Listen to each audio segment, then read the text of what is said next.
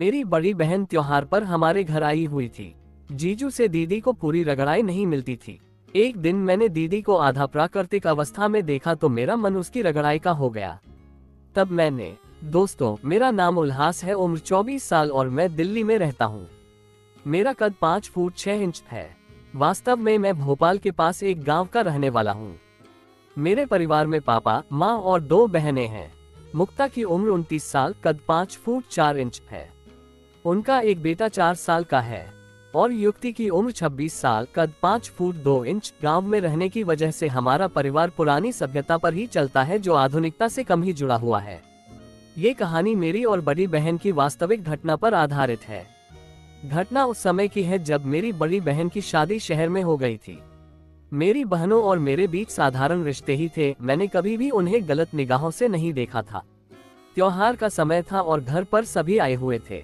मैं कमरे में बैठा हुआ था, तभी अचानक से मुक्ता दीदी नहाकर आई और साड़ी पहनने लगी। उनके लाइट के बल्ब के सामने खड़े हो जाने से कमरे में अंधेरा सा हो गया था।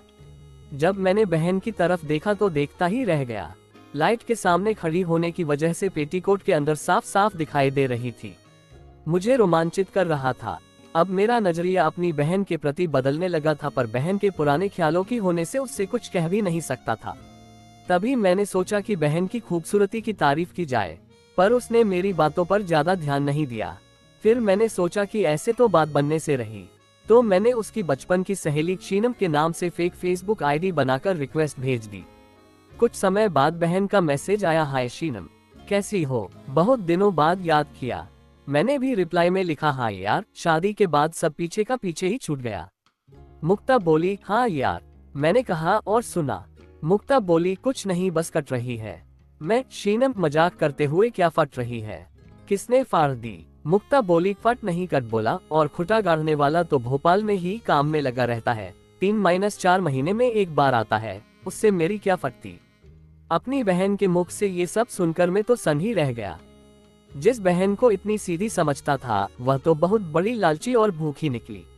मैं शीनम के नाम से तो और किसी को पटा ले जो तेरी फाड़ सके। मुक्ता बोली, कोई कहां से पटा पाती, घर से बाहर जाने का कभी मौका ही नहीं मिलता काम की वजह से। मैं बोला, तब तो तू भूखी ही रह जाएगी।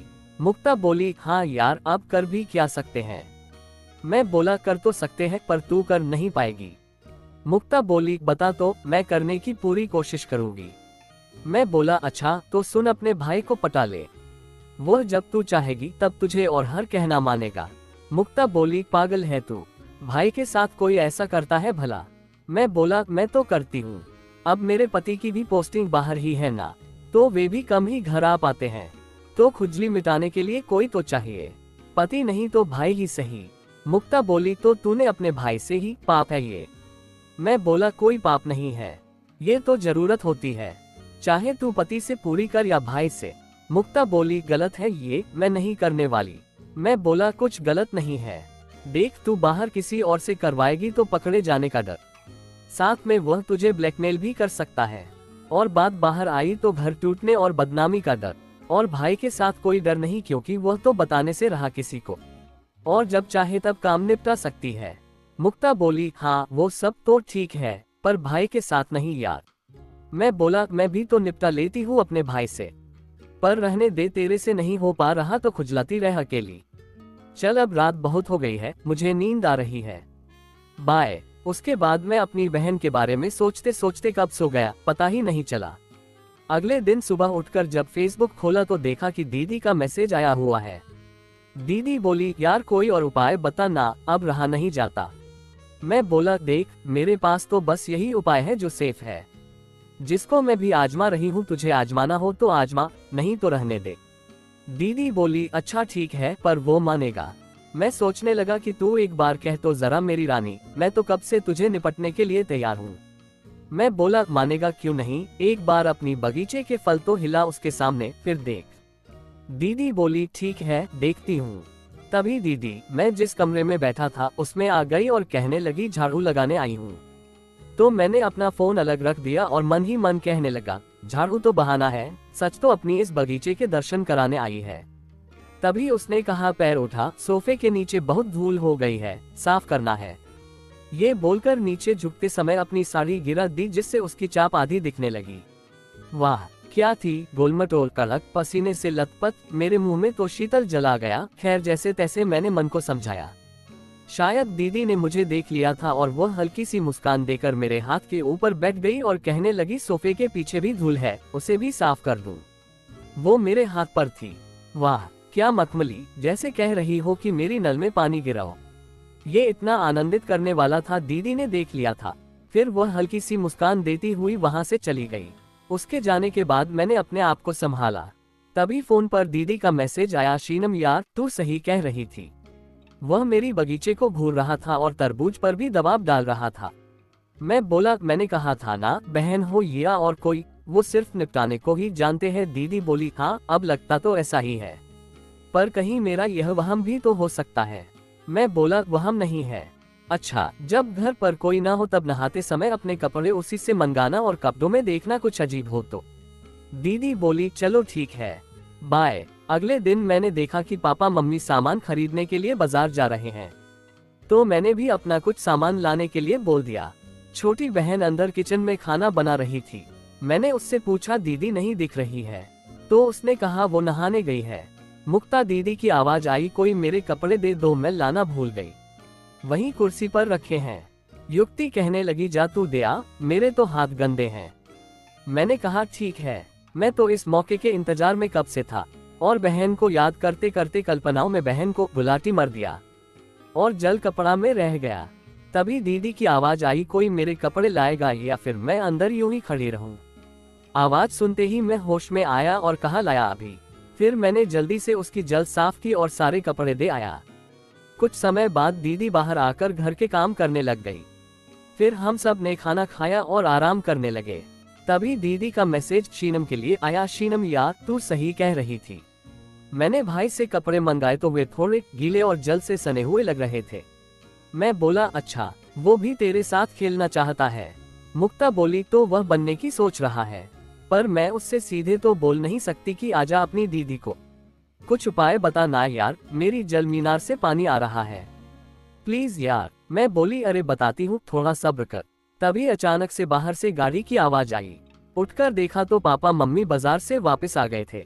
दीदी बोली, चल बाद में बात करती हूँ, और वह आ गई। तभी पापा कहने लगे, मुक्ता जल्दी से तैयार हो जाओ, तुम्हारी बस का समय हो गया है।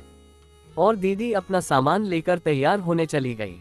कुछ समय बाद पापा दीदी और उनके बच्चे को बस में बैठाने जाने लगे, तो दीदी सबके गले लगने लगी और मुझे भी बड़े प्यार से गले लगाया। इस बार उनका गले लगाने का अंदाजा कुछ अलग ही थी, मेरे तन तन को रोमांचित कर रही थी।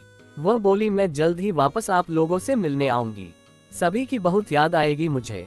मैंने भी कह दिया, मुझे आपकी बहुत याद आएगी, जिस पर वह हल्की सी मुस्कान देकर अपने घर के लिए रवाना हो गई। दीदी के जाने के बाद तो उनकी सामान के बारे में सोच सोच कर मेरी हालत खराब हो गई थी, और उधर दीदी की काम की भूख बढ़ती जा रही थी, जिससे वह अपनी सहेली शीनम यानी मुझे मैसेज कर करके बता रही थी। फिर मैंने सोचा कि आग तो दोनों ओर लगी हुई है, काम तो करनी पड़ेगी, पर कैसे। दीदी तो अपने घर जा चुकी थी। उसी दिन शाम को शहर से मेरे दोस्त का फोन आया। उसने कहा, भाई मेरे प्रोजेक्ट में मेरी मदद करने के लिए आ जा। मैंने सोचा कि यह अच्छा मौका है दीदी के यहाँ जाने का, और मैंने आने के लिए हाँ कर दी।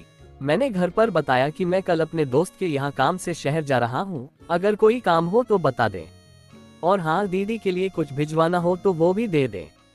फिर दीदी के लिए कुछ सामान घर वालों ने मुझे ले जाने के लिए दे दिया।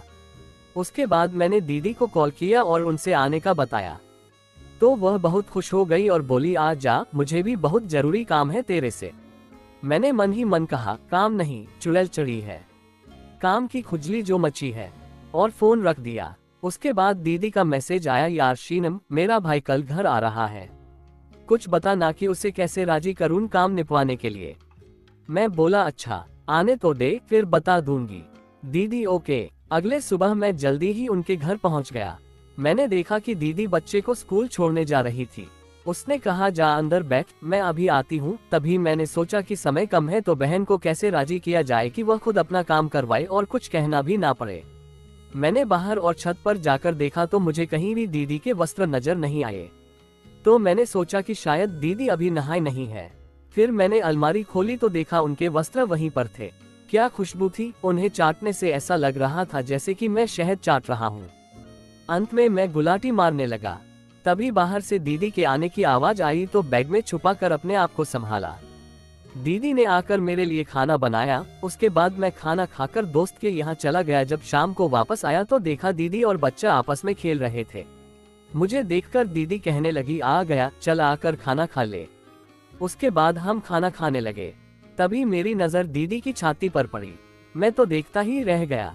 तभी वह मुझसे कहने लगी, क्या देख रहा है? मैंने कहा कुछ नहीं, और वह मुस्कुराने लगी। कुछ समय मेरी ओर देखकर मुस्कुराती हुई वह वहां से चली गई। उसके बाद हम बैठकर टीवी देखने लगे। दीदी बेड पर लेटकर और मैं सोफे पर बैठकर टीवी देख रहा था। तभी मेरे फोन पर मैसेज आने की घंटी बजी। देखा तो दीदी का मैसेज था, यार शीनम, मेरा भाई मुझे घूर घूर कर देख रहा था। अभी दिन में जब मैं नहाने गई तो मेरी वस्त्र नहीं, जिस वजह से मैं पहन नहीं पाए। मैं बोला चलो जो हुआ अच्छा हुआ, अब क्या, बस निपटा ले। दीदी बोली, क्या निपटा ले? उससे सीधे थोड़ी कह सकती हूँ कि आजा। कुछ और उपाय बता ना यार, जिससे मुझे वह काम भी कर दे और मुझे उससे कुछ कहना भी ना पड़े। मैं बोला, अच्छा, फिर मैं जैसा कहूंगी वैसे करना पड़ेगा। दीदी बोली, अच्छा ठीक है, बता क्या करना है। मैं बोला, देख तू उससे पहले ही सो जाना और उसे ऐसा लगना चाहिए कि तू बेसुध गहरी नींद में सो रही है, जिससे उसे कुछ करने में डर ना लगे। लाइट चालू करके सोना, जिससे उसे तेरे पूरे बगीचे के दर्शन हो सके। दीदी बोली, अच्छा ठीक है, मैं ऐसा ही करती हूँ। मैं बोला, और हाँ, वह चाहे तेरे साथ कुछ भी करे, तू कुछ भी ना कहना, बस उसका साथ देना। बेस्ट ऑफ लक, निपटा कर ही लौटना। दीदी बोली, अच्छा ठीक है, बाय। मैं सोने का नाटक करती हूँ। कुछ समय बाद मैंने उठकर देखा दीदी सो रही थी। तभी मैंने एक दो आवाज लगाई, दीदी दीदी, पर वह सोने का नाटक कर रही थी। तो दोस्तों, ये थी हमारी आज की कहानी। उम्मीद करते हैं कि आपको पसंद आई होगी। वीडियो को लाइक कर दीजिए और चैनल को सब्सक्राइब कर लीजिएगा। और हाँ, कमेंट बॉक्स में अपनी कीमती राय जरूर दीजिएगा। मिलते हैं आपसे अगली वीडियो में, तब तक के लिए धन्यवाद।